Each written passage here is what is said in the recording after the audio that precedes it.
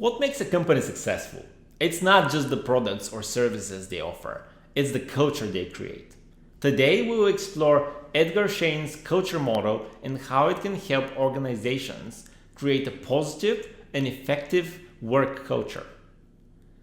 Edgar is a former professor at MIT, the Sloan School of Management, and is very well known for his research and his suggestions for organizations. He's an organizational psychologist. He developed a model that explains how organizational culture is formed and how it affects the behavior of employees and the success of the company.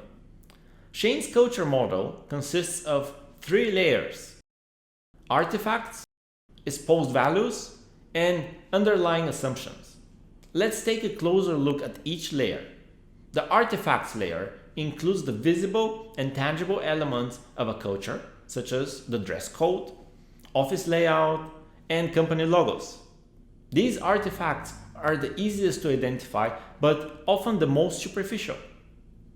The espoused values layer includes the company's stated beliefs and values. These are often found in mission statements, company policies, and other official documents. The underlying assumptions layer includes the unconscious beliefs, values, and assumptions that shape the behavior of employees. These are often difficult to identify, but have the most profound impact on company culture. Let's say a company has a culture of innovation. The artifacts layer may include open office spaces and brainstorming sessions. The espoused values layer might include statements about valuing new ideas and taking risks. And the underlying assumptions layer may include a belief that failure is necessary and it's a mandatory part for innovation to occur. On the other hand, a toxic culture may include artifacts such as closed-door policy and strict dress code. The espoused values layer might include statements about profitability, above everything else. The underlying assumptions layer may include a belief that employees are expendable and can be replaced at any time. A positive culture, on the other hand, may include artifacts such as open-door policy and a relaxed dress code.